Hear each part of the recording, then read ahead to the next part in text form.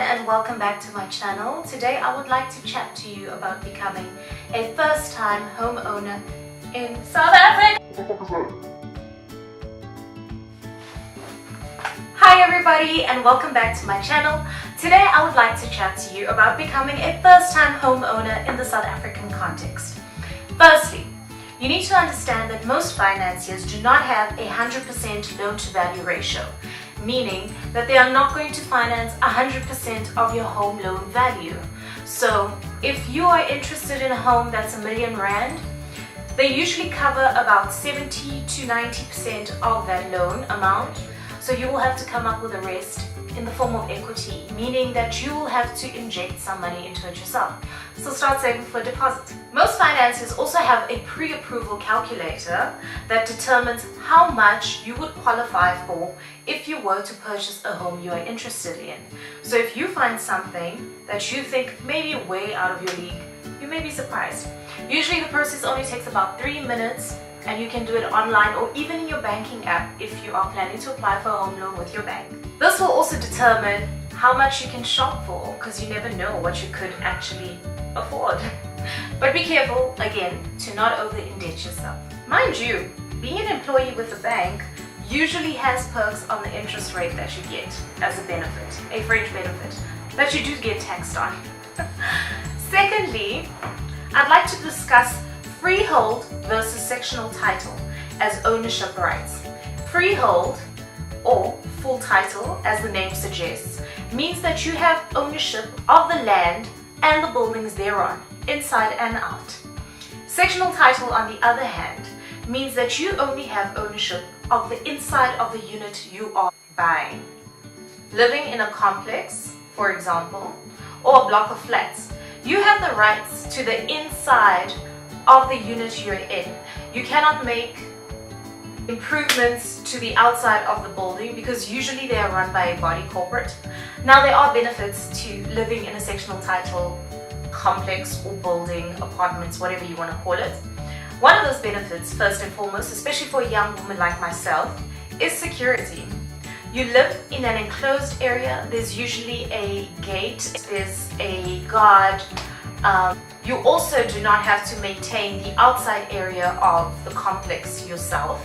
You do, however, have to pay levies to the body corporate at the end of each month in order to maintain the outside of that building for you and the other residents that live in there. The only downfall to this, I guess, would be that it's communal living. You're going to be living with many other people. You won't get to enjoy the pool whenever you want to with your friends, if that's the case, because there are other people living in the complex that also need to use those facilities. There's been a huge trend towards sectional title units. As you can see, a lot of developers like Baldwin and Summercon have been developing. And of course, the only downfall to owning a freehold property or full title is the fact that you do need to maintain it yourself. So you need to look after the garden yourself, the irrigation, everything on the outside area is up to you to maintain. So there are pros and cons to both, see? Point number 4. Most mortgage loans are over a 20-year tenor, meaning that the loan will be a minimum of 20 years long.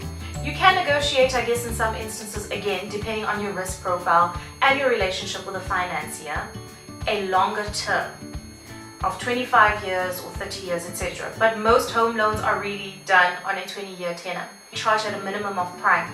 Again, these are adjusted based on your risk profile. If you are paying over and above your installments into your mortgage loan, you could be saving that excess amount over and above your installment at the same rate that you are charged your home loan at. This is what is referred to as an access bond. And it's a great way to save, really, if you can't find anything with a higher interest rate. It also means that that additional expense you are paying is accessible to you whenever you need it. Just something to consider. This also means that you are ultimately paying interest on a lower capital amount because you can ask your financier to restructure your actual loan. If you have paid for a minimum of 12 months over and above the installment amount, you can technically bring down the capital of your actual loan. Remember, loans consist of 2 elements, capital and interest. Interest is charged on the capital. If you can bring the capital down, then you can bring your interest down ultimately bringing your installment down each month. So, down to the costs of purchasing a home loan. People only ever talk about transfer duty. Those are the taxes that we need to pay over to SARS in order to transfer ownership of the property into your name. This is only a portion of the costs though. There are also transfer fees, which basically entail paying lawyers to facilitate the entire registration of the bond in your name process. And if you are buying a home that was previously owned, you will be dealing with two sets of attorneys, known as conveyancers. There will be the transferring attorneys and the registering attorneys.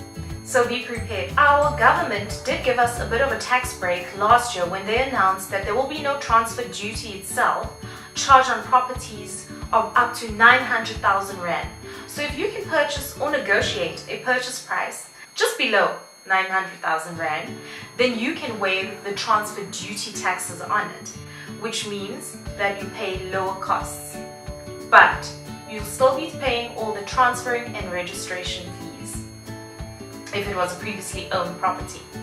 If it is a brand new property and you are purchasing it from the developer, as I mentioned before, you will not pay for transfer. Note that whoever grants your home loan also has the right to charge you an initiation fee, a once-off initiation fee, which you do need to pay upfront before the loan is active. The entire process of registration usually takes a minimum of 3 months or longer. I do suggest that you are patient in this time.